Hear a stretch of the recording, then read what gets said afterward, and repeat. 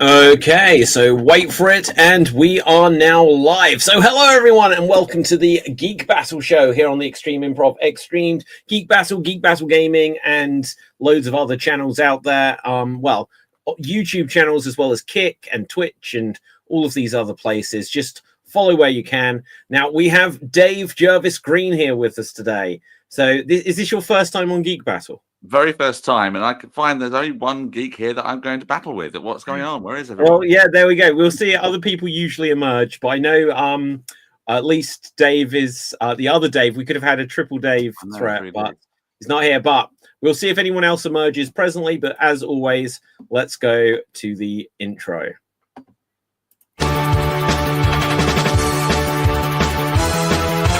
Welcome to the Geek Battle Zone. We discuss comics and puny minds are blown. We debate Marvel versus DC, Skeletor, X-Men, and Ron Weasley. Judge David slams down the gavel and cap dreams of Henry Cavill. It's a Geek Battle stream. Nerd rage as we assemble our Geek Avengers team. Welcome to the Geek Battle party. We are the Justice League and our Batman is Marty. Say Hitler's a Tim as movies are greenlit. Every new movie, Dev's already seen it. Xbox, Star Wars, and Star Riders. He-Man, Star Trek, and David loves spiders. We battle as Morrow and Disney loves Blink. And we try to crown the Geek of the Week. It's the Geek Battle Show. Welcome to the Geek Battleground, where we use the Force and the One Ring is found. Cap is wrong about Resident Evil 6. Everyone watch out, oh shit, it's big. Gerald and Tim and Diz will try to win at the Geek Battle Quiz. David and Dave will confuse their crew as they dive in the TARDIS of Doctor Who.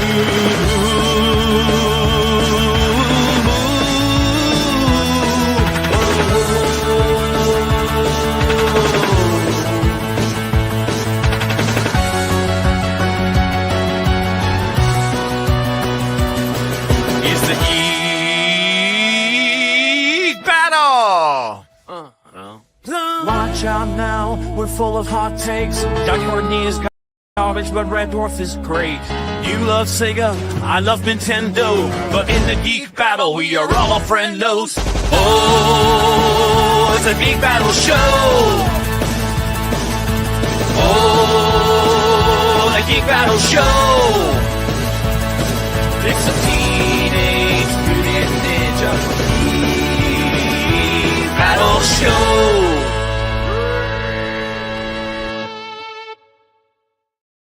Yes, so welcome to Geek Battle. Now, I do understand that Capelthave is on the way. We'll see who else emerges. Where's the background gone? There, no, not that one. There we go.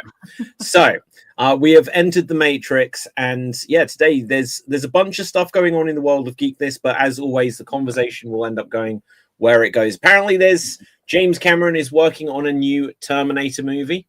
So, are you a fan of Titanic? Sorry? Oh, hang on a second. Just 1 second. There's a James Cameron. I thought you were going to say Titanic. It was our new Titanic movie. Oh no, it's just one problem because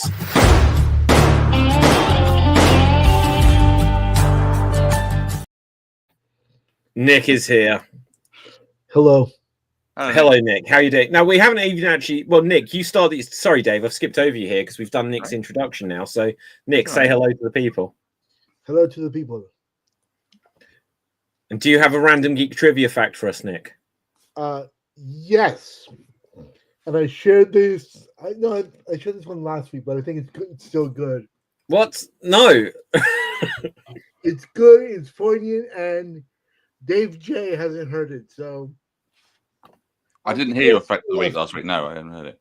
Ever. All right, so my geek fact of the people. As you all know, Disney bought Fox, and Rocky Horror Picture Show is owned by Fox. Therefore, Frankenfurter is a Disney princess, according to... technically Frankenfurter would be a fucking queen. Well, an evil queen, I guess. Like, because Frankenfurter's a bad guy. Frankenfurter's a badass, but not as badass. Badass, too. Okay, do you know what? As much as I'd love them to do that, the reason I don't think they will is if you remember the movie Enchanted, Disney wouldn't even make Amy Adams as Giselle an official Disney princess when they realized that it has her likeness, and so therefore they'd have to pay her forever. That doesn't matter. Frankenfurter's a Disney queen. Okay, all good. That is my argument, and I'm sticking with it. You do that, Nick. Now, joining us on Geek Battle. Time warp. God damn it! Excellent. Now, joining us on Geek Battle for the very first time, Dave Jervis Green. Say hello to the people. Hello, everyone. Yeah, first time on Geek Battle. Unbelievably so, seeing how long you've been doing the show for alongside all the other extreme stuff. So, yeah, I don't know how much of a geek I am in terms of some of the subjects that come up on here. And when I do watch the show, I'm sometimes going, huh? Dave, so am I promise you. Like, this was one of the things that, especially in the early days of Geek Battle, we'd end up discussing what counts as being a geek. And sometimes it would be people would be like, well, I'm a music geek. And they'll be like, I'm really into, and it would just be, you could be a geek about anything. And I was like, no, guys, Batman, Gandalf, Doc Brown, that's what it means in this definition, generally speaking. Also, Frankenfurter, Harry Potter. Well, movies, video games, TV shows. You know, I'm not a comic book guy. You know, some other people are into comic books, but you know, everyone has their different thing. But yeah. So, Dave, do you have a geek trivia fact of the week for us?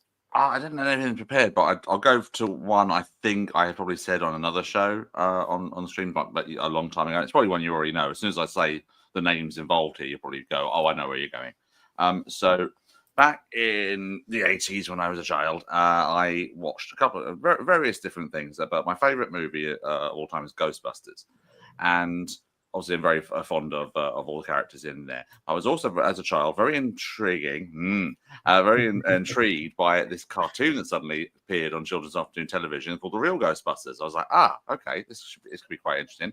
So watching that and hearing the character Pete Venkman being voiced by, I'm sure I've heard that voice before. So I looked at the credit, and it's a guy called Lorenzo Music, who I know also did the voice of Garfield the cat in the animations of them. Fast forward many years, when the Garfield film came out, and who's voicing Garfield but Bill Murray, who played Pete Venkman. Just a very unusual alignment of all the stars there. Yeah.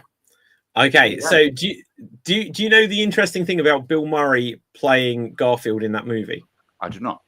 Okay, so we'll catch up with you in just 1 second. We're just Dave Green just said about the fact that the guy who played Peter Venkman in the Real Ghostbusters cartoon was the same person that voiced Garfield.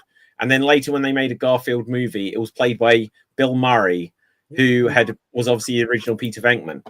So when Bill Murray signed up to do the Garfield movie to voice Garfield, he saw it was directed by the Coen brothers, but they weren't the same Coen brothers as the famous Coen brothers. And that's the only reason he agreed to do it. And now, obviously, Bill Murray is an improviser. He has a very improvisational style. And he had to provide this voice. And so he then went in to do the voice, and they had already shot the movie. And he's like, wait. Oh. So Bill Murray was like, I can't read this. And he said, let's see what you've got, and let me work out what I can say around it. Oh, no. The thing was, he signed up for a 2-picture deal. So when he came back for the sequel, they did the exact same thing again. And that's why Bill Murray stopped being Garfield. Although I did enjoy the second one because John Cleese was doing his thing. I do have another. What is his thing? I do have being overall eccentric and not a Jim Carrey, but still, eccentric fella doing all that stuff. So I really enjoyed it. Yeah.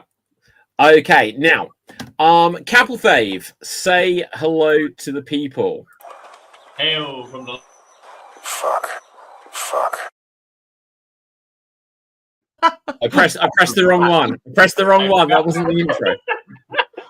That freaked me out. I was like, I just looked away from the screen for one moment, and suddenly that came up on my screen. I mean, Dave, for a while, my name was from the land of bad deep fakes and leopards. Yeah, well, Capelthave, do you have a geek trivia fact for us? Actually, I didn't come up with one, but I do have a rare thing that Gavin actually sent me just right now. Is that the leaked set videos of the One Piece Netflix anime live action, and it's really good. Finally, Netflix has actually done something that looks legit. Let me try to get you the link for that. Copy link, and I put it in the chat. Okay, good. Now we haven't met Dave's cat. Who have we got here with us, Dave? It's Harry making his return to the stream screen. Harry! First one on time. Okay, so yeah, I'll catch up with that in a second. Now, the thing before you guys just arrived that I was on the topic of is James Cameron is writing a new Terminator film, and he's going to, once he's finished off with Avatar, then he's going to be back in the world of the Terminator. One of the things that's interesting about this we will never see it on screen, is what you're telling me?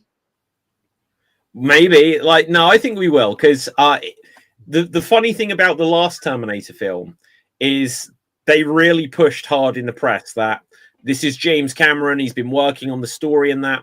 But then 6 months after it came out and it wasn't a big hit, the guy who directed it, whose name I forget, he was just like, I couldn't work with James Cameron. It's like he was trying to control it all and stuff like this. I'm pretty sure this was a version of what happened.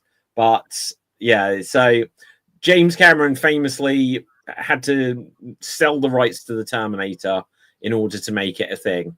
Did you buy the rights to the Terminator? Is that what you're going to tell us? No. Because I would be okay with that, I guess. Well, he'd probably want to buy the rights to the Terminator, but he somewhat gave it away in order to be the director of it. So the producer on it, I think, was someone he ended up married to. I forget the person's name. But it was like she was a someone, he was a no one. But he was like, I've written this thing. They were like, yeah, we'll make it as a low budget horror sci-fi film. And they were like, yeah, but you can't direct it. And he was like, I will sell you the rights to it for like $1 if I can be the director. But he wanted to be the director so much. But then it's gone through a nightmare of different rights holders. Cap. So this might end up being my geek fact, is that when James Cameron actually did the script, they weren't actually going to do the movie until the guy they decided to, before Arnold, they decided on another guy who would play the Terminator, went to their producer's office, smashed in the door, and then acted like the Terminator, and the producers were really frightened of that. And he didn't. Okay, so I've never heard that he smashed in the door. So Lance Hendrickson, who played one of the police officers in the first Terminator, was James Cameron's friend, and during the meeting, or just before the meeting, Lance Hendrickson turned up in a leather jacket, went into the meeting, and just sort of waited there. And everyone was like, "Oh, hello, can we help you?" sort of thing. And then James Cameron came in and was like, this is the vision of the Terminator. He looks like an ordinary man. He blends in, blah, blah, blah. And then, interestingly, he met with Arnold Schwarzenegger, who they wanted him to play Reese. Or I don't like, the story is that he didn't want Arnie to play anything, but they were like, oh, he's done Conan the Barbarian. You've got to go and meet with him. And then they hit it off. But then James Cameron was like, oh, you've got all these ideas about the Terminator. You should play the Terminator, because they wanted him to play Reese. So I do have another geek fact that relates to improv. Great. I love how you've just completely ignored everything I just said, Nick, but sure, go for it. Sorry, It's all right, go for it. So in the movie Clue, which is one of my all-time favorite movies, we all love Clue. The monologue that Ellen Brennan, who plays Mrs. Peacock, the flames coming from the flames monologue, was because Ellen Brennan forgot her line. Nick, are you like delivering this in Morse code as well? No, I couldn't remember the character's name. So I was right. Yeah, God. So he did what? She forgot her line. Yeah, and she was like, quick, I gotta figure out something to say, because the director was just like kept it rolling while she was panicking. and hence all the repetition because she was making it up on the spot, which happens to be my favorite monologue in that movie. So in Terminator 2, guys. No, okay, right, yeah, no, that's a fun fact. I did not know that about that Cap. Do check out the cast of One Piece. Oh, Jesus, forget my stupid topic about Terminator then. No one gives a shit. Where's the late, great Jimmy It's Mack? from the And 90s. nobody cared People but don't me. Nobody cared but me. Fine. Right, that was the main topic I've got for today. So I Dave, cared, David. I was listening. Okay, I have nothing to great, contribute to it, but I was listening. Okay. Wait, Gen Dave, Z, we care about One hang on, Piece. look, guys. I think we need to appreciate that we have Dave Green here, which Yes. like, we should not make the best put use on of a him before shirt he runs instead away. of appearing as an anime character just because Dave Green showed up. Well, I'm not here to dilute your enthusiasm for anime. I have nothing. I don't know anime very much at all. I've not even seen the Rick and Morty anime series, so I don't know much about Oh it. my god, Rick and Morty. Wait, hang on, Dave. Are you here just as some kind of alibi? What's going on? I'm just here to look good and enjoy. No, Okay. No, Dave. Genuine question for you, right? So, what is let's find out because I don't think we've ever found out where you lie in the world of geekness. So, what's your favorite movie? Doesn't have to be specifically geeky, but anything. No, my favorite movie is Ghostbusters. That was genuinely my favorite movie. Okay, good. Well, you're welcome in the club then. So I like a few sci-fi things. I just never really got massively into like everything comic book wise. As you know, for a different show, I am a huge wrestling geek, so that's the geek area I went down. No, that doesn't count as geek. We already established this. Oh, does it not? I mean, so technically, a geek is anyone who focuses on any area of like pop culture, literature, whatever. Yeah. Wrestling, unfortunately, I hate to say this, is pop culture. Okay, that's fair enough. So that's fair enough. You can be a wrestling geek. Yeah. No, but within the confines of this show, guys. The show, yeah. I don't mind when we get. I don't mind when we get an occasional space fact, but this isn't like specifically. We're not trying to be like science geek here. Yeah. But my wife has to if Dave hasn't seen any sort of anime, one thing I would recommend to Dave is Fearin' Beyond Journey's End. That's a good start for you to start anime. Dave, run! But if you prefer, that's not a more actiony anime. It's more of a soulful piece of life kind of anime. Yeah. That's why I recommended that. But if you want more action, like very fast-paced, action-oriented anime, Demon Slayer is the better choice. Okay. I would say Fist of the North Star, but that's just me. I don't know if it'll mean anything to anybody. The only anime I'm sort of vaguely familiar with, thanks to my best friend Neil, who I grew up as from child age onwards, he was very into comic books, anime, all that sort of stuff, and he really wanted to get me into Tank Police. I don't know if anyone that rings a bell with anybody, but that was a old sort of series. I don't know if it's a series or a anime film, but that's my one anime sort of thing I'm vaguely familiar with, but in terms of just distant memory. But I actually did have a subject I wanted to broach with you guys actually, and I don't know if you guys talked about it last week or not, if I missed it, but there was a thing over here about 2 weeks ago where Doug Naylor revealed that he was told to stop production and writing of the new Red Dwarf special because the UK TV didn't want to put any money into scripted comedy anymore over here for their channel. Which begs two questions. One, is that a sign of a bad thing to come when it comes to scripted comedy? And two, is there a chance that this could be picked up by another channel? I think that's what Doug Naylor said, is that this idea could be picked up by another channel. But I don't know if it was a case of just being really, really over budget, because I don't know if anyone's seen the idea of what the story was going to be about it, but apparently it's going to be the character of Lister meeting his younger self and breaking him out of stasis, which was the whole initial start, as we know, of the initial episode of him being put into stasis and obviously finding everyone's dead, and then and that was dead, Dave. Yeah, exactly. Everybody's dead, Dave's thing. So I don't know if anyone thought that was a bad idea or what, but yeah. Oh, well, Nick just had to bounce. He's just said something's come up. He may be back. We'll see. But yeah, so like I know Nick isn't really into Red Dwarf anyway. Cap, I know it's your favorite. Jimmy back for Red Dwarf. Well, for so many reasons, that's the least of which. But Dave Green, since the passing of Jimmy Mack, this is the first time Red Dwarf has come up with more than one person knowing what it actually is within the world of extreme improv. I thought it'd be safe to broach seeing as mentioned in the theme tune. Well, yeah, that's all from me. I'm just trying to promote it. But yeah, so that's crazy. Like Red Dwarf has been caught up in legal stuff just because there was two creators, Doug Naylor, Rob Grant, and they fell out like in the 1990s. And about 2 years ago, there was a thing about they've resolved the rights and there's going to be different projects. One of which was that they were going to do this new special, and they haven't done one since 2020. And apparently it's on ice. Now, I don't know. Red Dwarf is a weird one where you'd have thought it was a slam dunk that it's got a big and loyal fan base, but until like UK TV or UK Gold or whatever it was. When they first started making season 10, 11. Dave, wasn't it? Yeah. Yeah, or Dave. Yeah, there you go.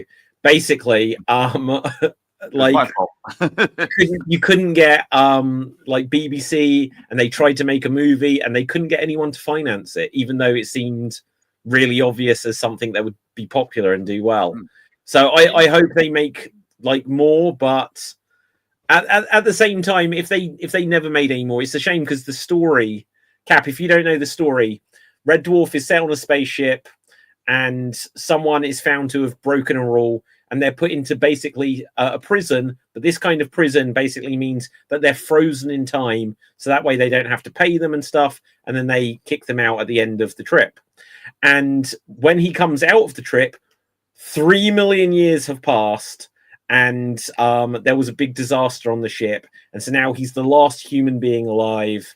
There is a hologram of someone that he knew, and the thing that he'd done to break the rules is he'd brought a cat onto board, which was pregnant, and then it has had babies, which have inbred and evolved into a humanoid-like creature.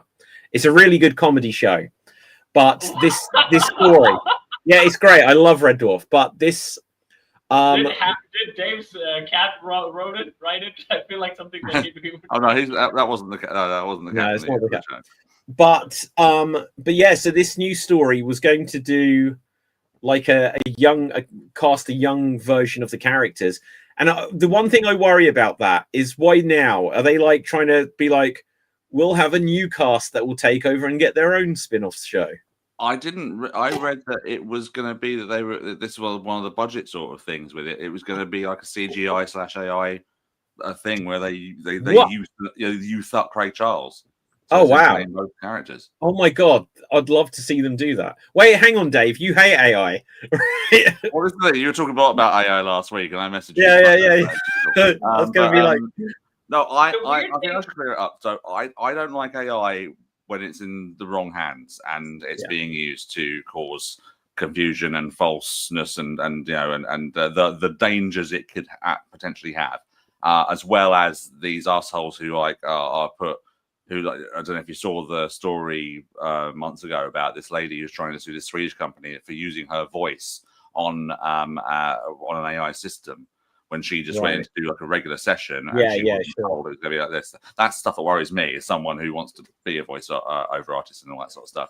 That's the sort of thing that worries me when it comes to AI. If it's used to enhance stuff that needs enhancing, so like old footage and things like that, or it's going to be used to clarify old recordings of things, like that Beatles song that was the Beatles thing. Yeah. When I watched that documentary and when it was just like, we just use a bit of AI to clear up John Lennon's vocals, and it just comes through crystal clear. You're like, okay, that's actually incredible. So for that sort of thing, I think as long as it's used correctly and it's used for certain things, it's fine. But or my generally, can't afford an artist, so I generate images from it. I hate these. Hang on, this is the perfect segue, guys. I can't believe this.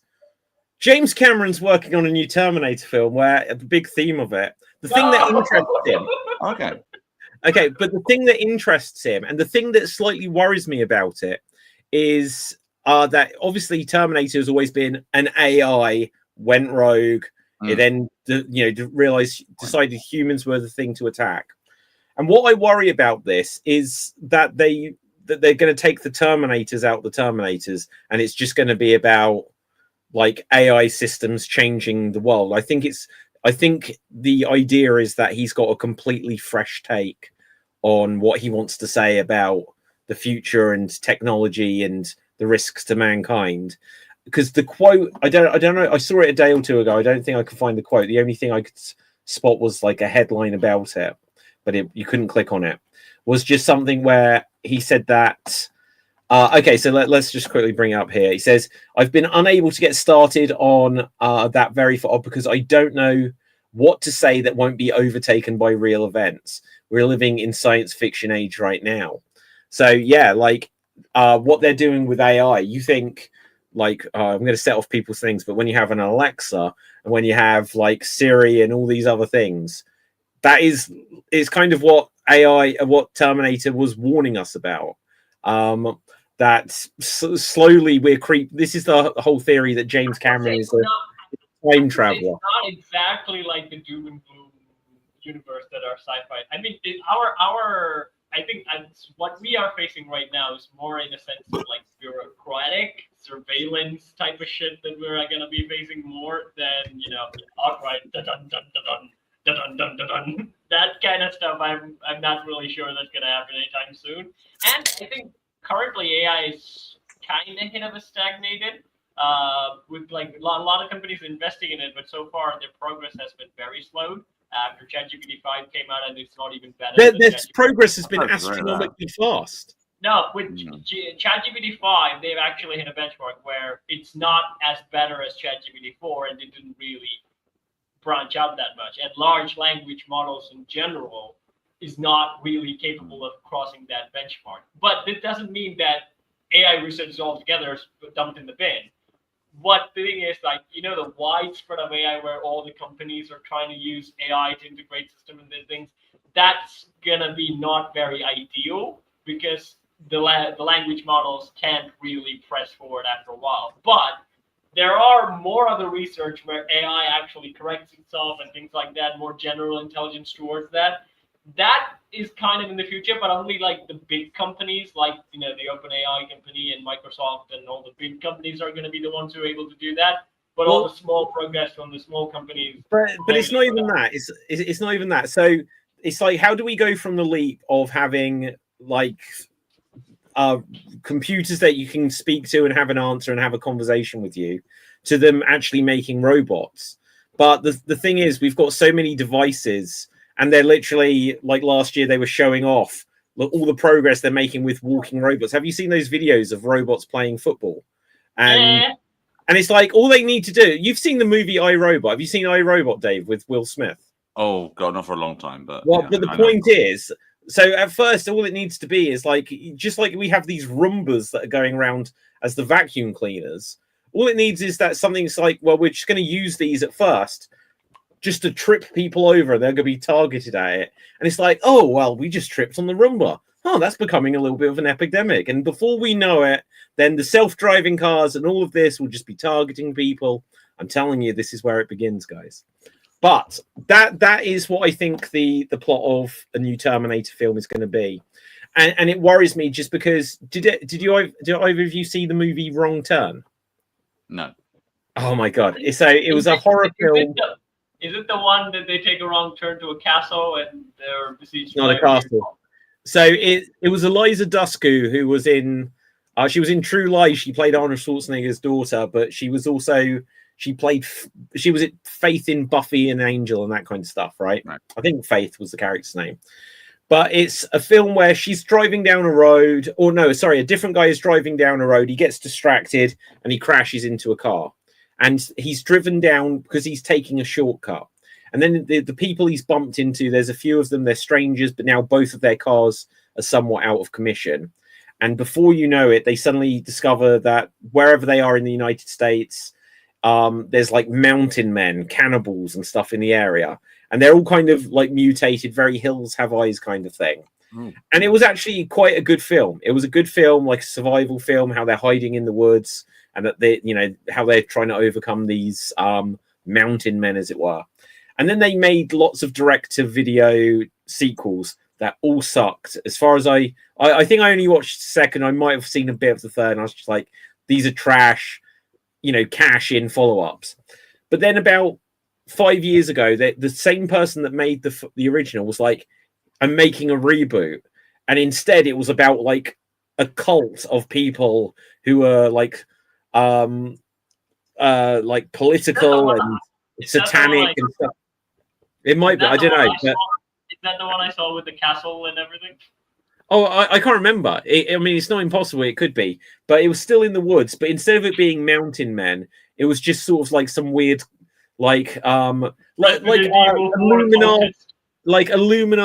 cult sort of ritual thing like this. And it was just a completely different concept with the same name from the original director, who was like, "This is how I would interpret it now," kind of thing. And I worry that that's what James Cameron's going to be doing, where it's like, there's no Arnie. There's no skeletons, metal skeletons walking around. It's just going to be how AI makes us turn on each other or something like this. Some weird thing. But anyway, enough about the Terminator. Check out the live action leak. The live act. What's that mean? I put it in the chat, but I can't. Oh my gosh! Right, let's just check this thing in the chat. They finally cast people who look like anime characters, so at least just did makeup on them that make them look like anime characters. Okay, is this a video? Yes, it's leaked footage of the One Piece. Well, okay, I've been getting into a lot of trouble on YouTube with leaks with footage. Hang on, just before I click on this too far. Yeah. Okay, there's nothing. Okay. I was a bit worried from this first image here. Right, so I don't know who the It's an anime from the anime. And she looks like the anime. Yeah! And look at that dude. Now that dude, how Leon Kennedy should look like, except without the mustache and the cigarette and all that. Are you sure this isn't just a cosplay festival? It looks like a cosplay festival. It's the live action shoot, actually, leaked images. Right. And he does not look like a real human being. They do look like cosplayers. If you Google just Google One Piece characters and you'll see. I mean, even season 1 was like, it is now it has a good. Now, hang on, look. What do you mean? How is this a real person? This is CGI, isn't it? That's an animatronic. Is it animatronic? Could be. That's CGI. Oh, that's CGI. It's got to be CGI, isn't it? Yeah. I think this is all CGI. Well, it might not be, but if you Google the cast. See, I is think that the same actor? Is that the same actor? I'm not sure because we've seen Luffy in season 1, and he doesn't look like Luffy, at least from the distance. Well, I'm thinking as the camera crew filming the CGI character, I think it might not be real. I'm just gonna put it out there. Yeah. But David, you can Google like One Piece season 1. And then you can see, like, if the same kid is same as Luffy, then it is real, and otherwise it's not real. It's that I'm good. It's an anime festival. Well, so look, this is, I guess, the live action person from before, right? Yep. Yeah, there we go. Right, excellent. Now, good guys. I'm glad we got that out of our system. Phew. But Dave, do not worry about One Piece, because like One Piece is one of the few animes that even I don't watch, because it's like has 2,000 or 3,000 episodes. It's been going on since the 2000s. Okay, I remember when this. I guess this was a year or 2 years ago when this was about a thing, and I was like, I don't know anything about this. How could I get into it? And we had this conversation where it's like there are 2,000 episodes. This is the jumping in point. But yeah. But okay. Of a 2,000 episode series. But Netflix actually nailed this one, because like they tried to do other like Cowboy Bebop, they tried to adapt it, and that was a massive failure. They didn't really do a good adaptation. So, and they kind of did a lot of stinkers, and then One Piece came out, and everyone was like really surprised how accurate it was to the anime. And then also Airbender has some good rep to it as well, being a good live action adaptation. Yeah, now I'm just going to bring up the force field, and I think I'm going to have to bring up the full force field, because, well, let's see if I've got a medium force field, in fact. This is it's too gentle. Wait, Like- are you gonna do One Piece?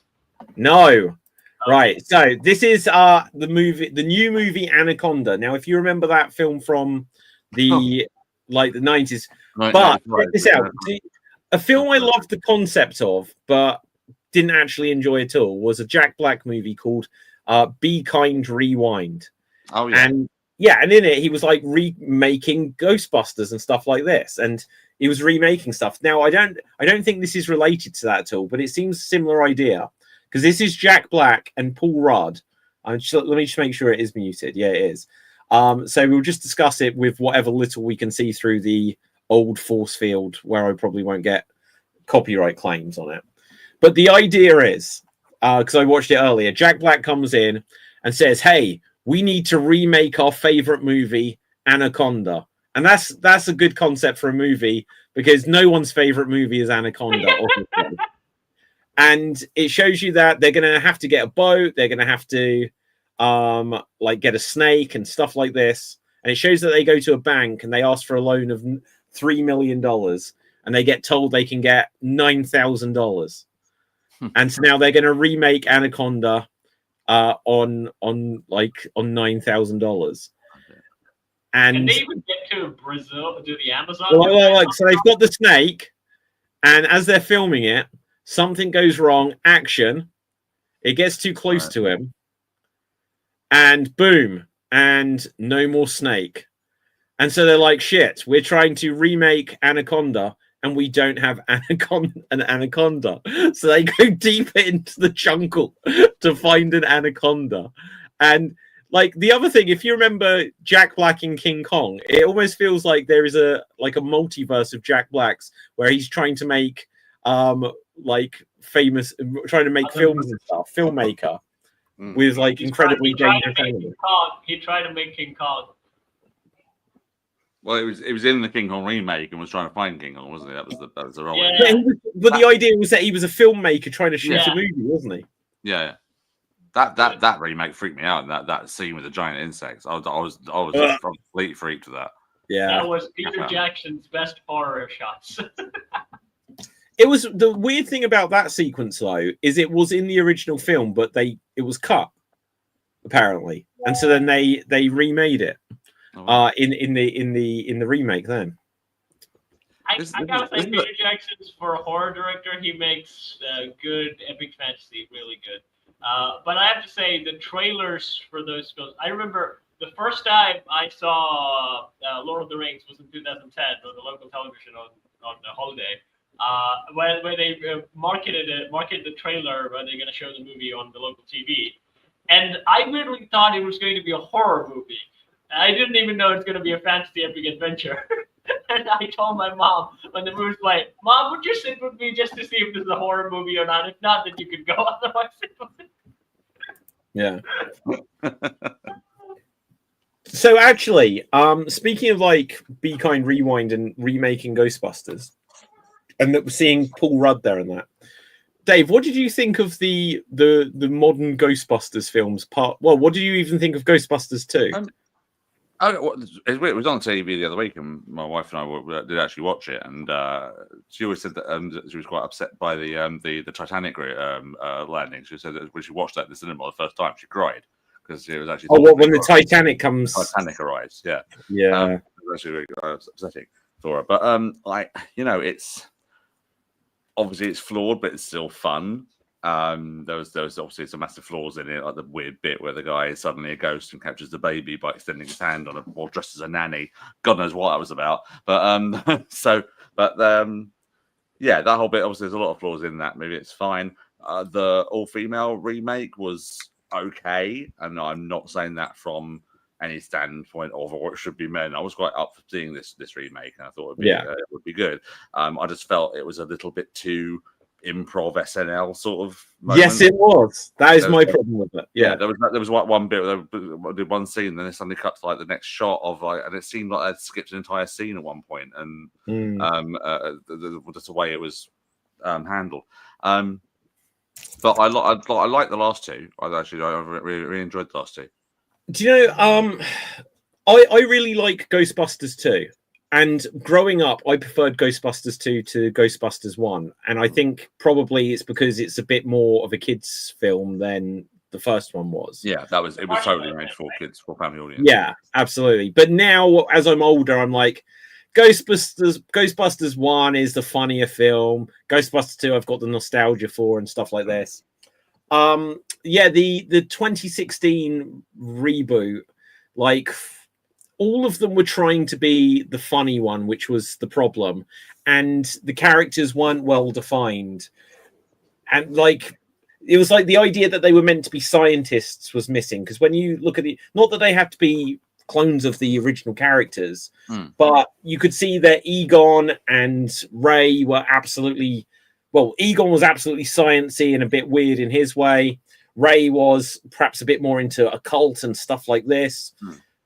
And then the lazy sort of one was Venkman, and then you got Winston, who was like the everyman, who sort of like, so they could say, "Oh, this is what we're trying to do," and he'd react like we're reacting. When they did the reboot, everyone was trying to be Bill Murray in it. Like, was my opinion. Everyone was trying to be just like funny, and no one was particularly likable. And Chris Hemsworth, everyone went crazy for him in it, and I was like, his character wasn't even that funny in it either. Very annoying. Yeah, annoying. That's exactly right. Really annoying. And then the cameos from the original cast in it, like they killed Bill Murray, spoiler, right? And it's like, now he should be a ghost, right? You've just, nothing here makes enough sense. But anyway, the more recent ones. I was surprised by how the 2016 remake caused a lot of controversy, because the last thing I expected that Ghostbusters would be a controversial issue, because like I mean I remember some of the first movie. I saw the second film on TV, and the 2016 came out. I was like, okay, and I watched it, and I do okay.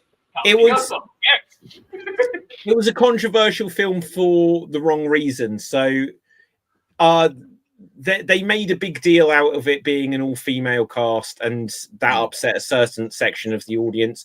But then Sony or whoever made it didn't help, because the trailer, that certain section being the sexists among us. Well, yeah, but the other thing is that they didn't help themselves. Well, not the filmmakers, Sony or whoever released it, because the trailer for it was in 1984. 4 scientists saved New York 30 years, and it's like, no, this is not a sequel. It's a so people went in there and they were like, this has got nothing to do with another bait and switch. Then the new ones, I quite liked the first one, but the second one, the more recent one, I've completely blocked it from my mind, so I can't comment on it. The second one, I think my wife we sort of both enjoyed it. I enjoyed it more than she did, but she said she thought it was very Stranger Things in terms of like the demon they were trying to beat and all that sort of stuff. Straight out that sort of universe, that sort of animation. That was kind of the whole point, though. So they literally have one of the kids from Stranger Things in it. Oh, do they? Okay, I don't really know. Yeah. Oh, Stranger Things is worth watching. But is she the one who plays Spengler's granddaughter? No, it's not actually. So it's like the brother. Oh, so, sorry. Yeah. So he was in Stranger Things. But the weird chain of events there is Stranger Things was inspired somewhat by Goonies and just 80s stuff, Ghostbusters to a degree, but absolutely the core group of kids was Goonies. Then when they came back to Ghostbusters, they were like, yeah, we're gonna make this somewhat strange. Well, no, sorry, Stranger Things, which was Goonies, and so it's just all a very incestuous circle there, basically. I think it was just that sort of thing was that even with Zool, it was sort of with the original, it was like that, and even with that character coming back in the first remake, it was that there was still sort of like a cartoonish aspect to that sort of character and that bits and pieces. Whereas this demon in the last one was that Stranger Things sort of horrifying sort of thing, especially when earlier on they'd had that quite cute ghost that was chomping through things, all that sort of stuff. That I might be mixing up the two movies. I'm not sure, but that was so they definitely had the Muncher one in Afterlife or whatever it was called. Is that the most recent one, or is that that was the previous one? I think what was it? It was called Frozen Empire or something. I'm getting But mixed yeah. up. But I miss monsters like Zool because they were so memeable. Zool, motherfucker, Zool. well, no, they brought back Zool in Afterlife. Afterlife, yeah. Yeah. The thing I didn't like about Afterlife, and this is why I need to watch the more recent one again, because I have literally forgotten I've seen it like a year ago. I've completely forgotten it. I've got in my memory that the original Ghostbusters are in it more. But what I didn't like in Afterlife is that when Venkman, Winston, and Stans turn up, they're just like right at the very end, and they then weirdly had Sigourney Weaver for a post-credit scene, and it was like, why was one of Bill Murray's two scenes a post-credit scene? Why is Sigourney Weaver only in a post-credit scene? And then they had a second post-credit scene with Winston where he's like, I'm going to buy and restart because I'm successful now. Yeah. And a big problem so many films have is that they'll do some other thing which isn't quite, might be all right, but it isn't quite what people want. And then at the end, they'll be like, but next time we'll give you what you want. And it's like so many films now, so expensive to make these movies that so often they don't get to deliver, because it's like, well, if you'd done what we'd wanted the first time, instead of just trying to think, well, I'll give you something else, something a bit experimental, but we'll promise next time we'll give you what you want. It's like, well, if you'd given us what we wanted the first time, then it would have done well enough at the box office that you could have then made the second one. But because I don't think the most recent Ghostbusters film did that well. I'll check out what it did. It's got a similar sort of thing with the originals that sort of come back towards the end as well, as in their outfits as well. But as you say, they are more in there. I'll tell you what, the biggest shock of the most recent Ghostbusters was James Acaster. He was just like popped up as an actor in the film. I'm like, how the hell did you get this role on here? Who's that? James Acaster, like British stand-up comedian. James Acaster was in that movie as like one of the scientists. He was the one who gets his arm injured by the power source that they're trying to contain in the thing. Oh, okay. I was like, what are you doing in there? I recognize him, and again, I'd recognize him probably from panel shows and stuff. Yeah. But this is who you're talking. So I literally don't remember that he's there. I did not remember. Dev, say hello to the people. Hello to the people. Excellent. Do you have a geek trivia fact for us? Geek trivia fact is the 2017 Fantastic Four. The actor that played Doctor Doom was a Guy Ritchie mainstay actor, where he played the junkie in Rock and Roller. Oh, let's see Rock and Roller. No, I don't know Rock and Roller. Rock and Roller is really star-studded because it has Leonidas, Bane, and Knuckles from the Sonic movie. Okay. Well, good. Thank you for clarifying those very famous actors with Gerard Butler. Idris Elba, Gerard Butler, and who else? Idris Elba. Yeah. Tom Hardy. Who else? Yeah, I've got a slightly close to home fact for the Sonic movies. Yeah, go for it. The live actors on set have to work when they're talking to the various characters like Sonic and Knuckles and Tails and all that sort of stuff. They're on the actual set, they have to work with puppets. And the puppeteer for Tails in at least the second and third Sonic movies is Extreme Improv alumni Katie Tranter. No way! I did not know that. So she is the puppeteer of Tails. She basically played Tails on set with Jim Carrey. That's really cool. Yeah, that is really cool. I did not know that. We'll have to get her on the show as well. Tell us all about it. Dev would lose his mind. Okay, so where were we up to? Oh yeah, so Ghostbusters Frozen Empire. It cost 100 million to make. Its box office is 202 million, which means it made no money basically. So unfortunate. Hey, hang on. I mean, to be fair, it cost 100 million to make, and it made 202 million. I think it did well. No, because that's the production budget. It's not marketing.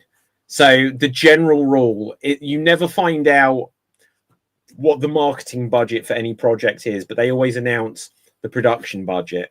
And so the general rule for these big movies is that the marketing budget is equal to the production budget, and so that means that it broke even, if that. Like, but this is where I always think that these studios and things are short-sighted, because they could look back and think, oh well, Ghostbusters was a big deal in 1984, I think, and then the sequel in 1989. And for the next 20 years, people were like, "Oh, give us a Ghostbusters film." And so eventually they did, and then they could be like, "Huh, that didn't do as well as we'd expect." And it's maybe that Ghostbusters isn't something, and then it's like, "Oh, 5 years later, they try again. Maybe the first one did all right, and the second one didn't do so well." But what I think they always miss is that they always want something to get a huge amount of money straight away. But it's like, yeah, but if Ghostbusters consistently can make you money for decades, then it's a different kind of thing. And it's like how we said, stay relevant, and it can stay relevant, because I will tell you, like, Ghostbusters is not relevant to my generation at all. wow, okay. But like how we've said about things like Doctor Who, it's like every time they put it on hiatus, it's like, well, you do realize that it's got a fan base which have kept it going through huge absences across 60 years. So even if it doesn't do huge ratings now, these episodes will be able to continue to be monetized forever. So they may as well keep making them. Also, it's quite unfair in the grand scale of things. I'm not saying this directly to you, but I'm just saying, obviously, the cinema nowadays is such a different experience to what it was then. So Ghostbusters originals and the two original ones would have made tons at the box office. But now you can see something on a streaming site like a month after it's been out in the cinema, so people generally tend to wait for that anyway. The cost of a cinema these days is much bigger than it was back then. So it's whenever we sort of hear that, like, oh, what a movie made, it's sort of like based a lot about on that. Sorry, relevancy is also quite hard because we have so much content now. So if it's not in your memory, you can easily fade away, and you're like, "Oh, is that thing back? I'm too focused on this thing right now." And again, people don't have a lot of time to focus on certain things, so you gotta stay in their field, otherwise you just lose it. Yeah, do you know, like, one of the interesting things that, like, will only get more tricky for all of these film studios and any content, like it's the same with video games, it's the same with comics or any of these things, I guess, is that when you go back in time to, say, the 80s, where there's such nostalgia for the 80s, but I don't think 10 years ago there was the same nostalgia for the 70s. I think kind of what has happened is that the 80s was really where you, like, from the very end of the 70s, you suddenly got Star Wars, you suddenly got Superman, the movies, and the technology allowed them to make these things which, even though they look dated, they do hold up to a degree, and they hold up in a way that things from the 70s don't. The storytelling suddenly became a lot more about, oh, you've got to make a tie-in toy line and stuff like this. And so the things that were created in the 80s have lasted a lot longer. So people growing up in the 80s and 90s, they might have, say you grew up in the 90s or even early noughties, you might have been like, well, I can still watch things that exist that were made in the 80s, and some of them seem all right and whatever. But now, like, kids today, they can watch things that were made in the 80s that still hold up, because if they're making new Star Wars, they have to keep old Star Wars somewhat relevant. The 80s, the 90s, the 2000s, the 2010s. And it's just like, at a certain point, you could say there is enough old stuff to watch where you could just keep recycling it and you never need to actually ever make anything new again. But in the 90s, if you say that the beginning of this era was the 80s, and obviously stuff existed before, but if you say the beginning of this era of that kind of content was the 80s, you only had the 80s, and some of it was good and some of it was bad, so you don't want to replay that. So you're like, well, from the 80s, you've only got, a couple of dozen really great things. But then if the 90s gave you a couple of dozen great things, and the hang on, Cap, and the noughties does, I know you're trying to say, but let me just finish my point. But it's just like, at a certain point, none of you won't need new stuff, because it's like, well, you've got all of the comic books that existed from the 30s onwards of Superman. So why do you actually need to make new ones? Of course they're going to, but you kind of don't need to, because there is more than anyone could now read in their lifetime. Cap. Okay, so the thing is, people don't watch much old stuff anymore because there are no reruns. That was the thing in the past of the television era, where I was a kid growing up in the 2000s, were able to watch very older stuff that would not have been able to do for today's kids, because today's kids get updated. There's no Saturday morning cartoon shows where the new episodes are being filmed, so they put up reruns of the old shows. That's not a thing anymore. So either they have new content or they just make garbage new content to push it to watch to you. And the other thing, I think TV and movies in general kind of faded out of the cultural relevancy, because recently YouTube has become the number one streaming platform that people used to watch on TV. Now they stream YouTube on TV, and the other stuff that they mostly care about is video games. And these two are being the two juggernauts right now, is that the relevancy of the media is kind of fading away. But even the thing that you brought up, Dave, is that I always think this is like, so the early 90s where the 80s hasn't died yet. and the 2000s where the 90s hasn't died yet. And they just kept kind of rehashing the same things. They just incorporated new technologies into the stories. But I would say 2000 probably 15 or probably like 16 onwards, they kind of really didn't do any rehash, or they kind of didn't move the story plot line. They kind of started doing different kind of things. They tried to flare out, but it wasn't really that good, and it didn't really catch on.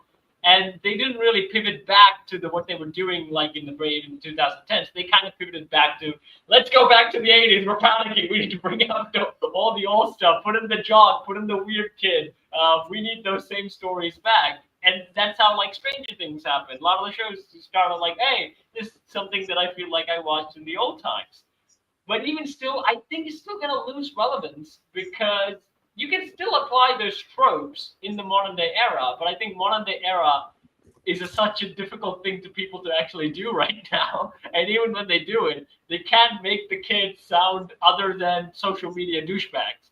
New Goosebumps, for example, where the kids none of them were interesting or fascinating to me. Yeah.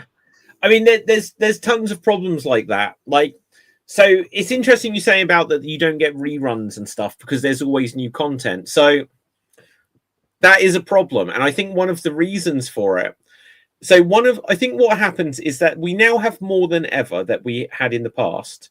And so because there's infinite choice, nothing particularly is that successful.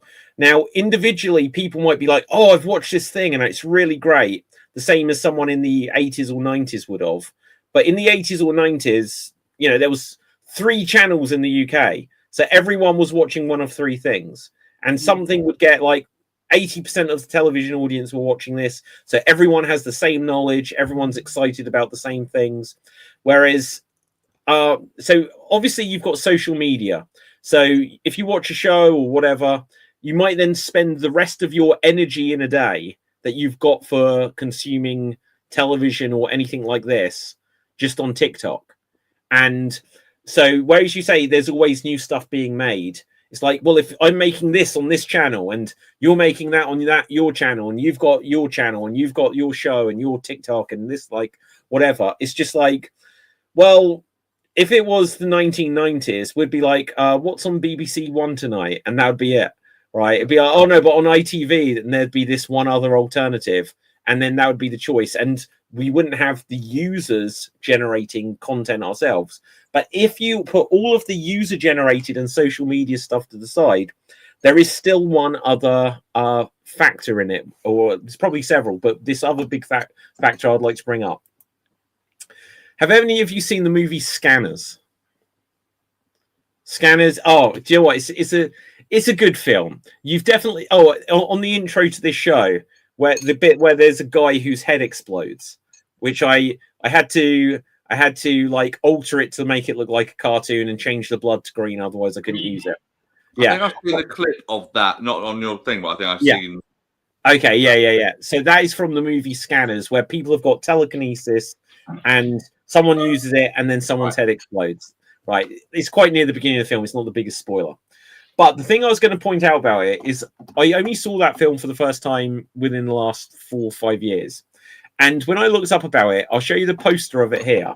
It says, there are 4 billion people on Earth. 237 are scanners. They have the most terrifying powers ever created, and they are winning. That's the tagline. Wow. But the thing I hooked onto is this came out, I believe, in 1983. There are 4 billion people on Earth. Whereas when I looked up just now, the current population is 8.25 billion. So in just over 40 years, they've over doubled the population of Earth, right?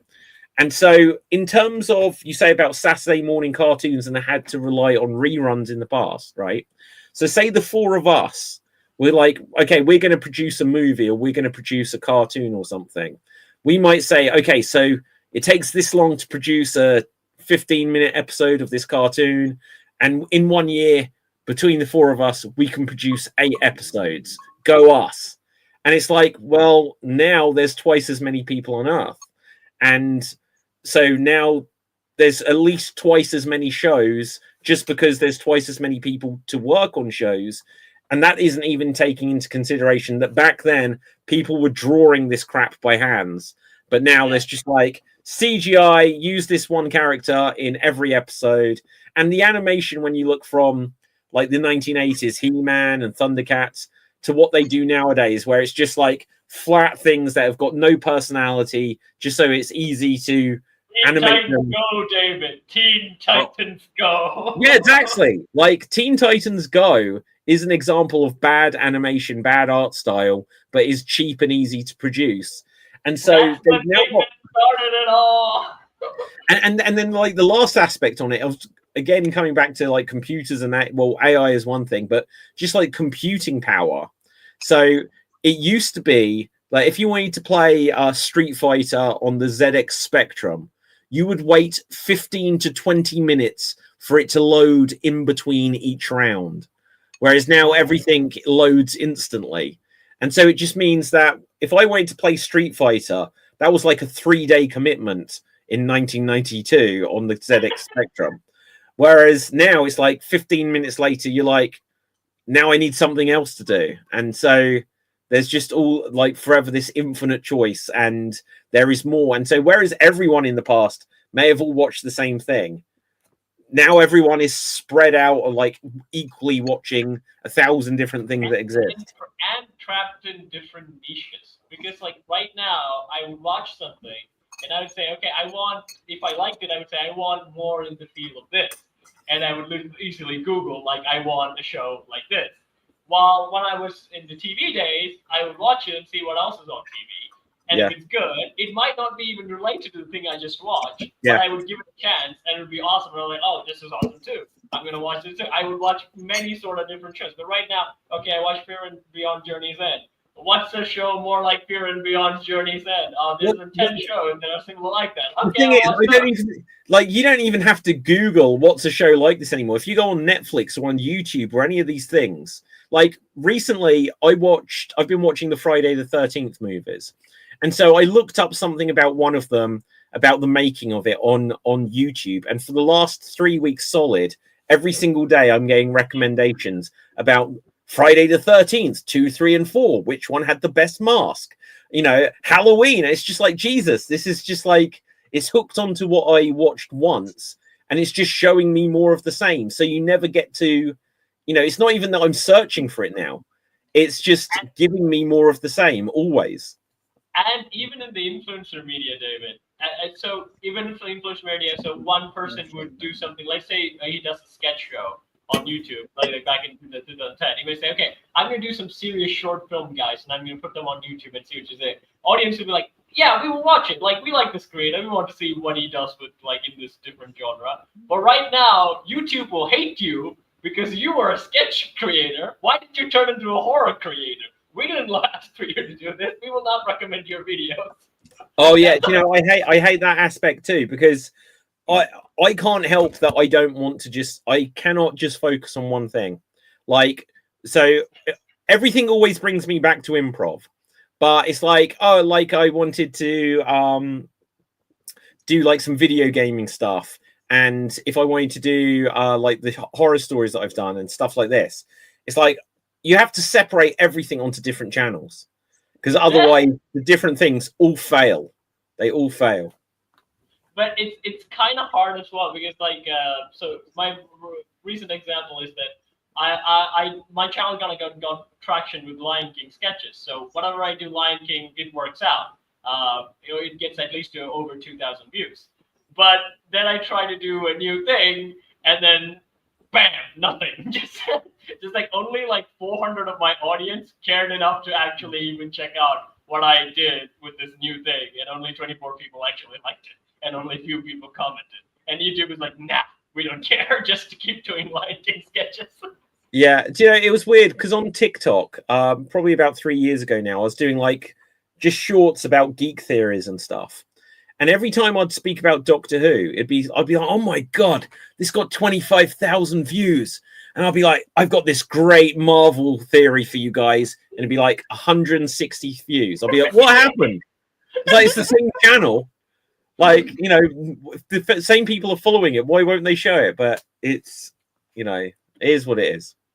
Anyway, guys, is there anything you guys have seen or desperately want to chat about before we start to head home with things? I'm happy to follow your lead, guys. It's been an interesting discussion. I've been enjoying yeah, good. Well, it's been a pleasure to have you, Dave. So don't be a stranger in the future. Harry's upstage at a point, but by the time we start stream tonight, I will find a light to actually make me like not look like I've turned to a shadow. Okay, Dev, have you got any breaking news for us, or have you got any scoops for us? You're usually ahead of the game with these things. Okay, let me quickly try to remember. Like the Street Fighter movie has started filming. Everybody's now in Australia. Yeah.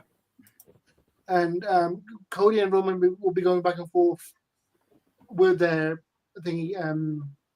with their duties about WWE and Street Fighter, but everybody else is like staying in Australia. Wow. Just actually, hang on 1 second, guys. If you wanna talk about Geek Battle WWE crossover vibes, this is the first time the entire Geek Battle cast have been able to dip into the realm of WWE. But yeah, okay. So I was a bit worried earlier. Actually, they were explaining a Red Dwarf to Cap, because it did feel like we were trying to explain the last 10 years of WWE to him again. Yeah. That's what shocked me in the Slam Jam group chat earlier. You put that picture from NXT last night. I was like, that's the most current thing you've ever shared on that chat. Was that the Devil's Kiss thing? Yeah.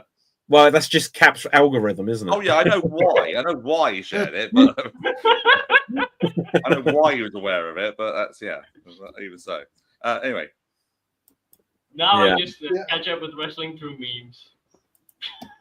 Catch up with everything through memes. Wrestlers in films. That's a really interesting one to talk about. Well, we can literally discuss that in a minute. But so Dev, do you have anything more on Street Fighter? Yeah, with the Street Fighter movie, they've gotten everyone in Australia now, and they've all started filming, and the plot points have like started coming out.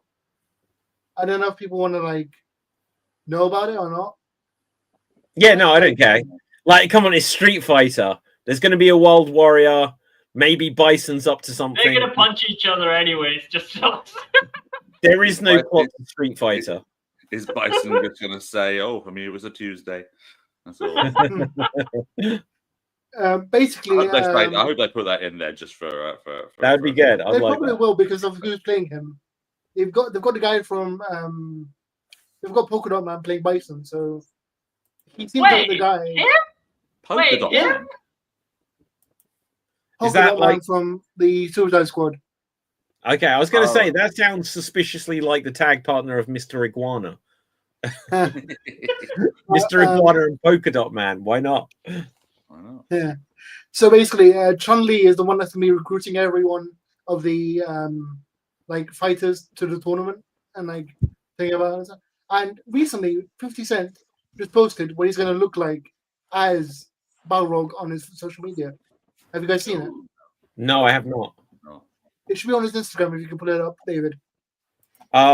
50. Yeah, because I'm always on 50 Cent's Instagram, obviously. That was a Right. strange thing Pull back up in the... onto the screen. You can. No, I know. I'm trying to look for it. That was a So- strange thing back in the old days of like the first, like when Street Fighter 2 first Yeah, came out, and Bison, Balrog, and Vega all had their names were all with different characters. So like I think Balrog was Bison, and Bison was Vega, and Vega was Yes. Balrog in the old original edition of the game. Do you know why that Yeah. was, though, Dave? I have no idea. Mike Tyson. So basically, Of course it was. Of course it yeah. was. So because of Mike Tyson, like, gonna perhaps be a M. legal Bison. threat. M. Bison, Mike Tyson. They were like, let's just swap them. Wait, what? So Oh. 50 Cent. Yes. I'm on 50 Cent's Instagram. You'll have to point out to me which one of these relates to Balrog. Mostly him picking up fitness. Is that him? Jesus, that is good makeup. Right. No, but Is it on his stories, David? You should have. Hold on. Well, that's it. There wasn't it? It was in the red I shorts. did this. Wasn't that? Ah. Up? It's the. Go back up. Go back up. Up.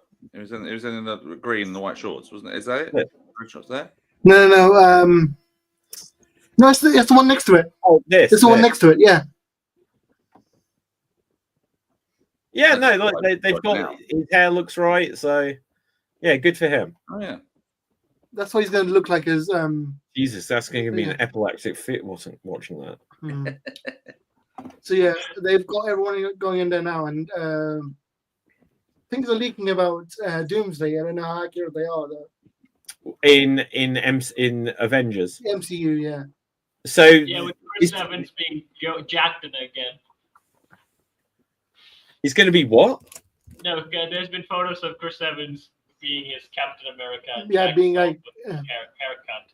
He's like he's going to the gym again, so he looks Yeah. huge. Yeah, the Right. gym. The gym. Yeah, the Marvel gym with the Super Soldier Serum. The Marvel Super Soldier Serum. Okay, so what have you heard about Doomsday, the plot or whatever? Okay, so Doomsday is apparently a version of Captain America has called like ends up being the reason that Doom's family dies. That's why Right. he wants to travel the multiverse and kill the Captain Americas. This sounds like the plot, slightly different, of Jet Li's The One. Yeah. I knew it was gonna bring that up. Yeah. So if you haven't seen it, that obviously Sliders. Dave, did you ever watch Sliders? No. Let me down. Right. Okay. So Sliders is obviously like the GOAT of multiverse stories, but Jet Li's The One. Now Sliders was a TV show. Check it out. Right. But Jet Li's The One was where if you go from one dimension to another and you like kill the other version of yourself there, all of the other versions of you will get slightly stronger as the energy of that being, is then spread across the remaining versions.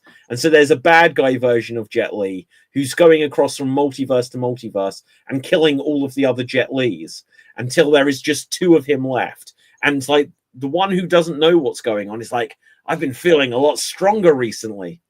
What's this? Sliders.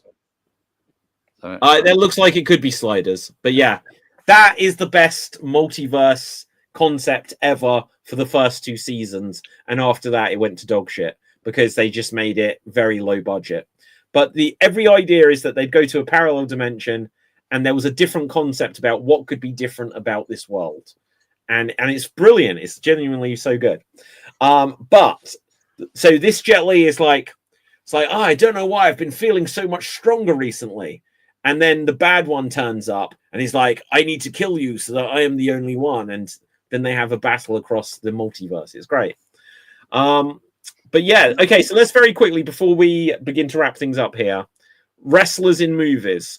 We can, whatever angle you want to approach this from. Dave, you can give the first thought.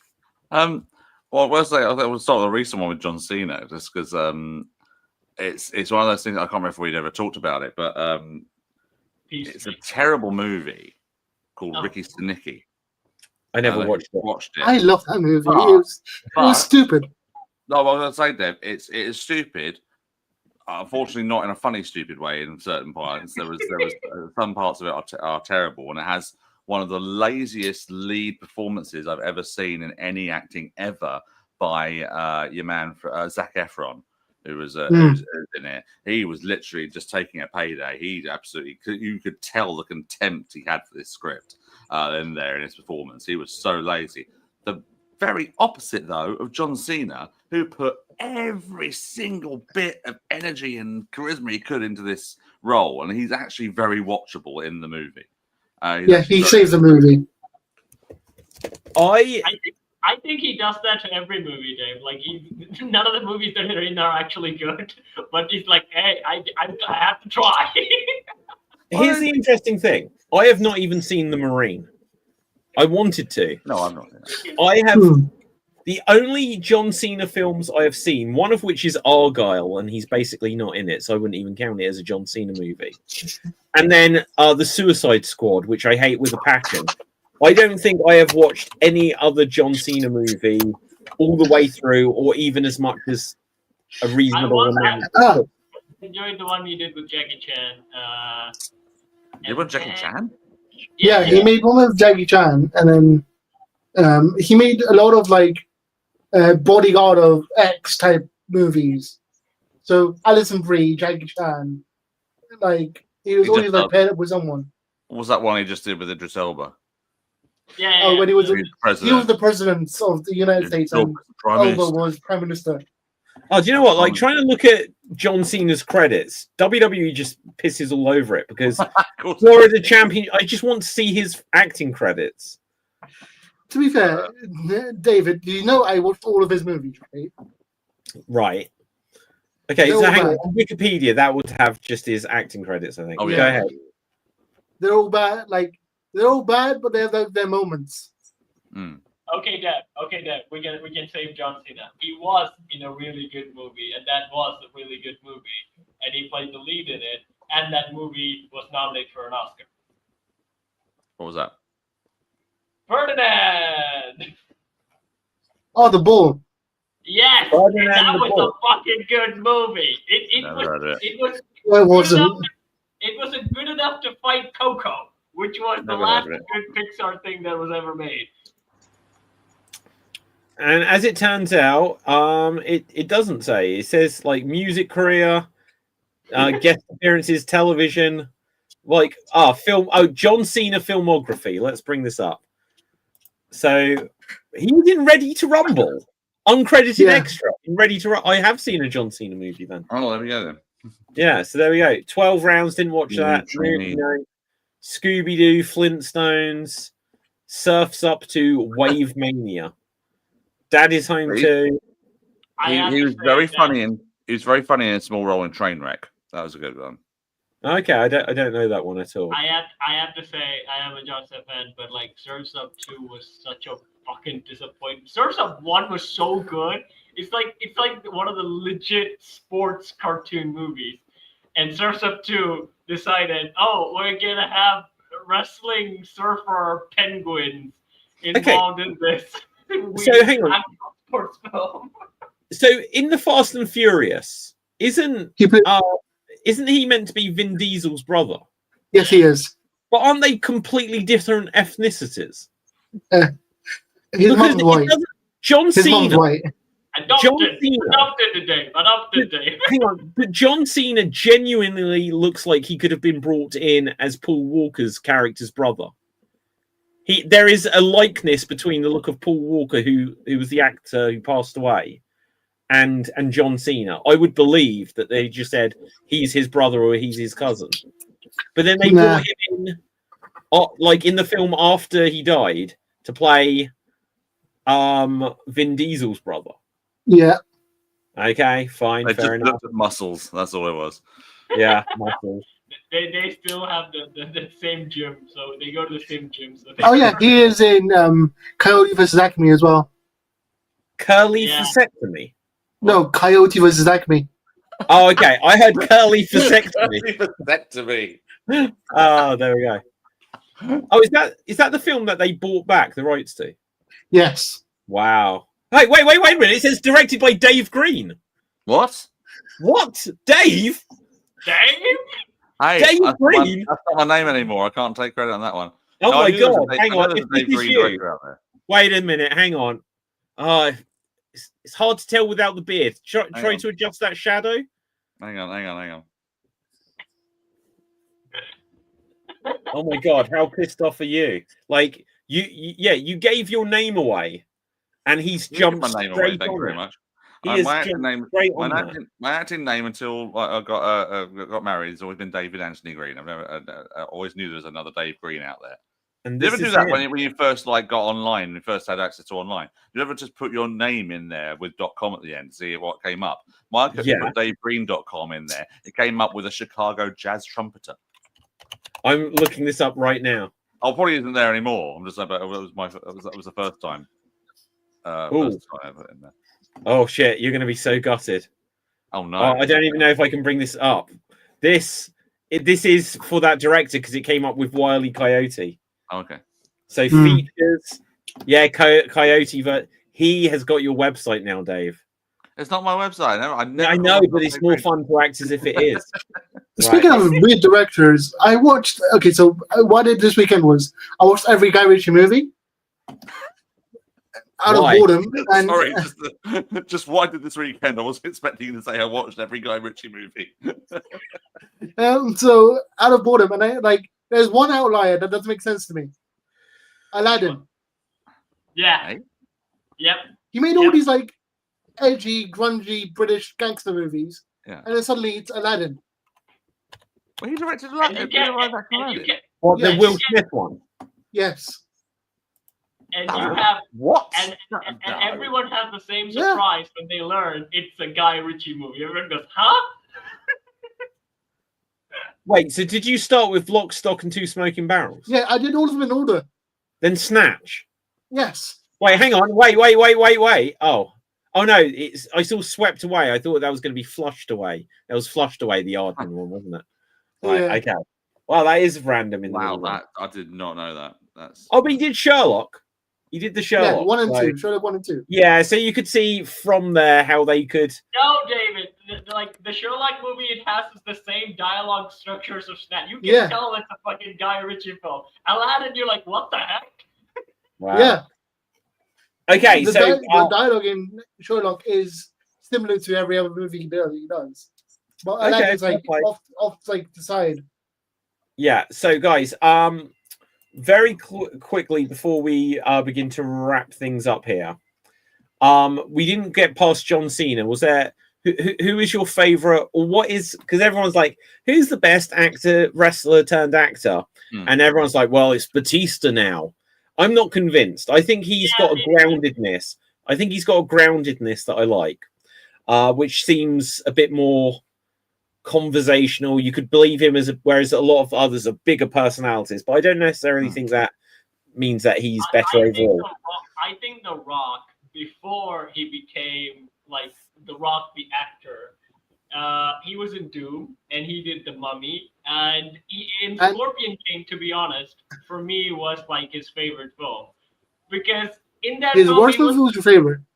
Okay, but what I was going to ask, guys, is what one performance by a wrestler in a movie is the best? So not that this person overall, what one acting role by a wrestler in a movie is the best? Rock, Scorpion King. Cena, Ricky Snicky.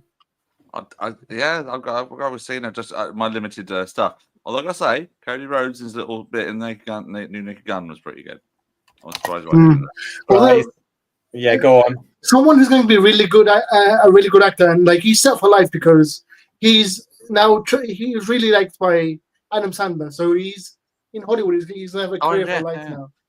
MJF. Wait, guys, right? Look, now obviously everyone's entitled to their own opinion, but the fact.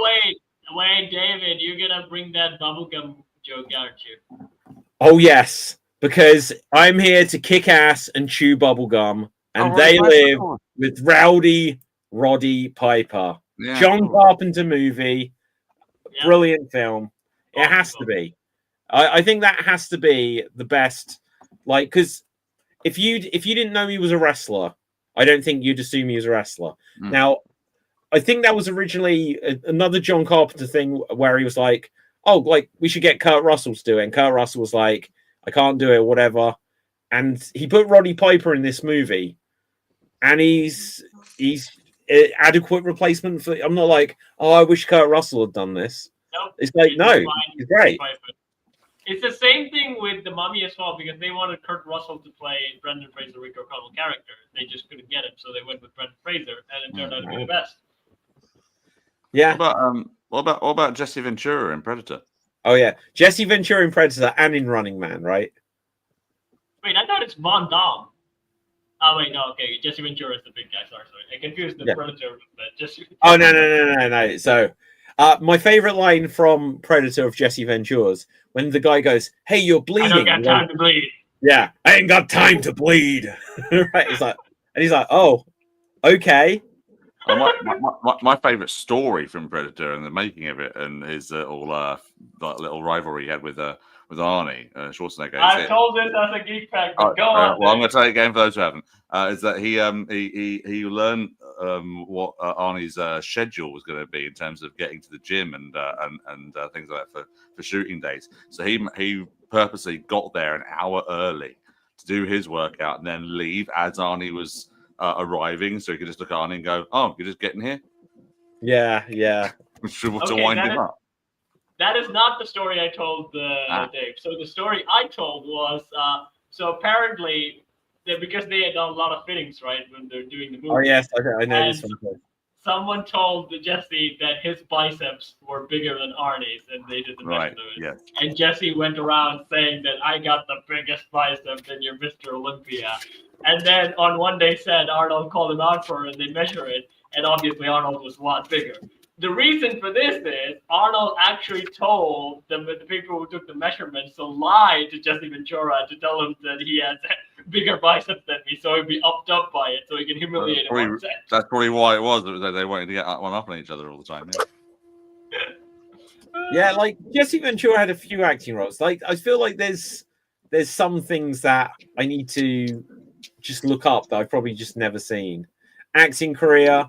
So these are the acting roles of Jesse the Body Ventura: Predator, Running Man, Thunderground. Oh my god, is he the lead in it? It looks like it, doesn't it? Right? Is he No Sorry? Oh, he's in No Holds Barred as himself. Okay. Yeah. No, Demolition Man. I think he's just got like quite a small role in that, but yeah, Demolition He's Man. one of the guys that like one of the he gets resurrected. One of the ones that get resurrected from the prison. Okay. Batman and Robin. Wow. Wait, what did he? Wait, was he Bane? No, Prison Guard. The guy who played Bane was a WCW jobber. Right, but the interesting thing is by 1997, you can just imagine Ventura was like, "Hey Arnold, what are you working on?" You know, just like desperate for that. "Oh, I can get you a small role as an Arkham Asylum guard." You know. This is the fun fact about the guy who played Bane in that one, Cap, is that he was a bit of a job guy and things like that. But his biggest role was in 1995, I want to say, in a big match. It was Randy Savage and Hulk Hogan versus 10 other men, including likes of Ric Flair, Arn Anderson, Lex Luger, people like that. They're all listening. And there was also a couple in there, guys, from this stable called the Dungeon of Doom. And one of them was the guy that played Bane. And his character name in this was The Ultimate Solution, which was changed when they originally wanted to call him The Final Solution. Right, not good. Someone said to them, we can't call him that Yeah. for obvious reasons. Let's Yeah. call Why? him Ultimate Solution. Wait. We're not saying that. No cap, no stream. I'll tell you off air. No stream. Right. Okay. Very quickly, since you mentioned the Dungeon of Doom, what was the best Hulk Hogan movie? Because it has to be Suburban Commando, right? Suburban Commando, yes. I was gonna say, Yes, definitely. And Whichever one had the line where he makes the guy shit himself. Dookie. Like, I don't like that line. I don't like that line. I love that line because considering there is a Japanese wrestler in New Japan called Dookie, so Yeah. it makes me laugh. But what I loved was that the Undertaker was in that movie as well, Yeah. and this was before he was the Undertaker. Yeah, And obviously, and that's probably like Hogan was like, "Get this guy in, brother," sort of thing. Yeah, he's like, I But I discovered love this guy. Like, no, you didn't. when there's all this fighting, and he just goes, "You're a dead man, Ramsey." He's like, "No wonder you guys never talk." I love that moment from that film. But I'm surprised that Undertaker. I mean, like, I'm surprised that WWE hasn't made movies with the concept of the Undertaker. I know they did like. Well, they did Kane. Yeah, I they know did, that one. yeah, you're right. Yeah, why didn't they do some stuff with the Undertaker? Like, Because the Kane was shit so bad, they never touched it again. No, they Oh, did a except sequel. They did a sequel to See No Evil. Bullshit. What? Really? Yeah. Jacob Goodnight, even though they killed him in the first film, See No Evil 2. Jacob Goodnight. Look. They did a direct sequel, but it didn't come out. Let's have a look. So the first one, I forget what year it was, but the second one was 2014. But I think there was a good few years in between. So 2006 and then 2014. I think some of the WWE characters are easily like doable to like movies and stuff. You can make a movie with the Boogeyman. These are like fun, not like big movies. You can make like kids kind of, fun horror stuff with them. I think it's doable. I tell you what, after Undertaker's last match, where it was like the Boneyard match with AJ Styles, I was just like, Undertaker needs to be in movies. I said at the time, I said like, this felt like a Clint Eastwood revenge film. I was like, that's what Undertaker should do. And I genuinely think, well, I don't know. I'm not digging this white Sting. Oh my god, that was terrible. That's terrible. But yeah, like he should make at least one film as just like the old timer, like Clint Eastwood in like Gran Torino or whatever, where he's just like this grizzled, like, I'm going to clean up this town once and for all and then get killed at the end kind of thing. Here's an interesting question for you, David. Would you like a Crow movie with Sting? Do you know what? I don't really know the Crow that well. Probably not. Because so Sting is Sting the copy of Crow? He is a copy of Crow. I think it was Scott Hall that said, like, hey, I've seen this movie, you should dress like it. And the rest is history. Yeah, I saw this movie 3 years ago. Yeah. I only became aware of the WWC Sting of like when he did the joint promotion with the Undertaker DVD came out along with Sting's career DVD. That's when I realized, oh, Sting was like that? And then oh, this is cool. And he's like, he looks like Casey Jones with a baseball bat. It's gonna be like cool. And I googled. He's gonna have an awesome theme song to him. And I have to say, Sting's theme song sucks. Sting's theme song sucks?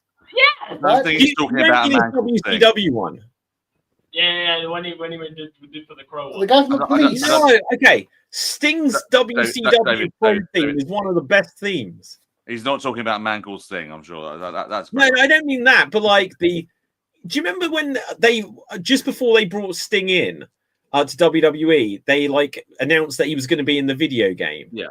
And they had that orchestra like playing with the violins and that. That should have been his theme. I was like, this is the best version of that theme I've ever heard. And then I'm not talking about the violin one. I'm talking about just drums going and then just like yeah, and I was like, no rock and roll, goth music, cool heavy metal, anything. Well, that was the thing. That was what suited the character at that point. It was. Yeah, he was like the Phantom of the Opera thing. Yeah, Starcade '97. I mean, even the Undertaker's Phantom like thing is more cooler. But Kat, because you like Batman so much, you would have loved TNA's Joker Sting. Ooh. Yeah. Sting spent about 5 years. I think it like the Joker in TNA. It wasn't there 5 years, but it was doing that for a little bit, or just after that film had come out. Yeah, he was doing Joker Sting for a bit. Yeah, it was quite fun for a little bit, and then he thankfully stopped. So yeah, he knew when to stop. Thankfully. Yeah. Okay. Yeah, go. Okay, just before no, go ahead, guys. Go ahead. I was going to say, with MJF, he's going to have a very, very, very, very good career in Hollywood because right now he's filming Violent Night 2. Which one? Violent Night 2. Violent. With Violent. David Harbour. Okay, I wonder what it is. Yeah. The Santa Claus Goes action movie. John Wick Santa Claus movie with David Harbour. Oh, That one was good. Yeah. Yeah, no. So I would say, the thing I just want to quickly. Yeah, go. Just David. a quick note. I think my favorite of the John Wick's off franchises had to be Sisu. I think Sisu is a much more grittier, and I really enjoyed that one. Okay, go on, David. Yeah, what I was going to say is that I wanted to pick up on Cap that you said that when you saw Sting, and were like, "Oh, he's based on Casey Jones." Yeah. Without picking up that Casey Jones is a ripoff of Jason Voorhees. Nah, I don't know that. You don't know? Wait, but you've seen the Friday the 13th, right? Yeah. Well, look, did you not see the connection between that they'd got the guy in the hockey mask? But Casey is a cool dude, while Jason is a mindless guy who just goes, Casey's like a cool rock punk guy who beats up criminals with a baseball bat. Yeah, I'm with you, Cap. Casey over Jason. What? Yay. Well, they should do this spin-off somewhere. Speaking of Friday the 13th, or Jason Voorhees and stuff, like horror movies and such, have you guys seen how they're promoting Freakier Friday 2? Freakier Friday. Oh, wait. Freakier Friday 2. They're doing a sequel to that. Freaky Friday 2. Yeah. Oh. Freakier Friday. Oh, wait. Okay, so, no, I've not. What was that film with, was it Seth Rogen in, where it was, like, based on Friday the 13th and Freaky Friday in one? Does anyone remember that film? Is that Freaky Friday? I think, it might be called that, but it's basic, or maybe it's just called Freak or Freakier or something like this. I'm going to find out what that film is. But anyway, go ahead. But yeah, for some reason, they're really focusing on Jamie Lee Curtis's boobs to promote the movie. She's like 106 years old, though. Doesn't matter. But every promotion I've seen involves her for some reason. Well, even in the official Disney Instagram, boobs.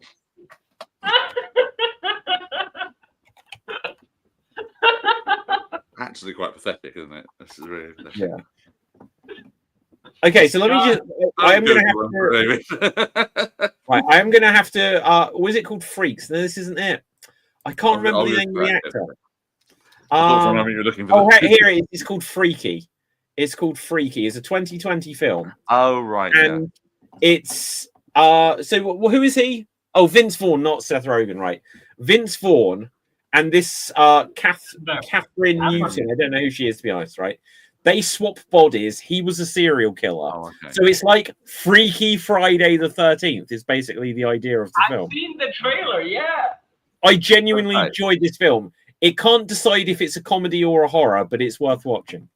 I'll just say, I was about to criticize the fact that that poster there has the actors' names on over the wrong actor. But now you said they're swapped around, I understand it now. Okay, that's actually quite a well-conceived version of it. But as one of my pet peeves in movie things, when they have the wrong name in front of the wrong actor. Why? Very annoying. Why though, Dave? Because it's really annoying. If you don't know who some people are, you might think. But do you know why they do that? So because they don't think. No. So if this is an example of it, but if it was, the idea would be Vince Vaughn has top billing and she has second billing, but she appears first. It's a kind of way of balancing. It's like if you get like I forget what films, but like Face Off or things as an example might do this. Say you got John Travolta and Nick Cage. It would be like looking at the screen here, it'd be like John Travolta, Nick Cage. It's like, well, John Travolta's name is to the left, but Nick Cage's is higher. So it's meant to be, well, do you read his name first or his name first? And it's just, they often do this not to give top billing to one person or another. Oh, the top billing bit is fine, but it's when you literally got like a picture, if you had a picture of Nick Cage and it said Vince Vaughn underneath. Yeah. No, I get it, because if you don't know who they are, now it's confusing. And then when you're on Who Wants to Be a Millionaire and you're like, who played this role? You're like, that is Nick Cage. And it's like, brrr. Yeah. Anyway. I will. Guys, I I've want got to bounce quickly, guys. I'll see Yeah. you on next stream at 9. And thanks, guys. Yeah, likewise, guys. I need to wrap this up. So, Cap, give us your final thought, and we will wrap things here. So when you guys talk about like British television, like stuff, I would say internationally speaking, like the only British television that I know of is like Blackadder, Mr. Bean, and The Thin Blue Line, and then was that the Young Dracula or something like that? Yeah. And then some Merlin and some sort of fantasy show. But lately, this was like when I was a kid, but then lately, all the stuff from like England on game shows or reality TV. So what happened? Well, that's what I was trying to say earlier with the no funding going into scripted comedy earlier. Yeah. But these things are terrible. No, but apparently for Cap, they only ever put funding into Rowan Atkinson previously. Reality TV is the cheapest thing to produce. Yeah. Right. See you soon, Dave. Pleasure. Yeah. Right. We're going to have to wrap things there. So, Dev, where can the people find you? They can find me on TikTok and Twitch under the name FUUDAT. And my geek recommendation for this week is Nobody 2, the sequel to the Bob Odenkirk, John Wick ripoff. Yep. Okay. Cap. So I gave the Nobody 2 a shot, but I got bored, Dave. Sorry. I got bored. Yeah, you get one of everything I send you. No, I love the Dragon Ball Umbrage. That's like you shot up like way up there. Like only I kind of lost faith in you when you did the Cody Rhodes anime. That one I lost faith, but like you gained all your privileges back with like Umbrage. My recommendation is check out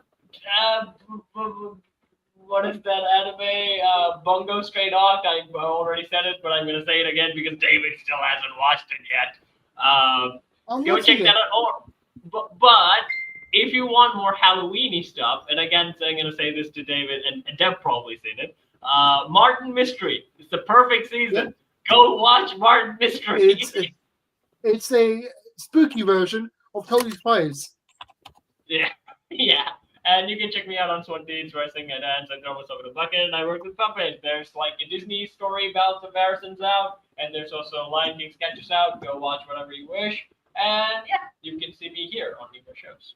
Okay, fantastic. Now, what I'm going to be watching is this, apparently.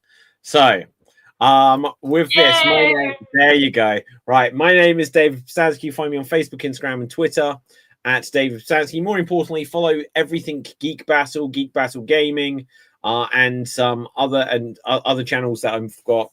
Extreme Improv, etc. Now let's have a quick look here. There was one other thing I would say. No, that's fine. Right, so audience, do check out Extreme Improv in a few minutes. My geeky recommendation for this week is go see The Conjuring, the new one, because I'm going to be seeing it hopefully this weekend myself, and I don't want to be the only one that's seen it. So until next time, stay safe, always stay extreme, live long and prosper. May the force be with you. Nanu, nanu, and boom, we're off the air. I have to say, David, the third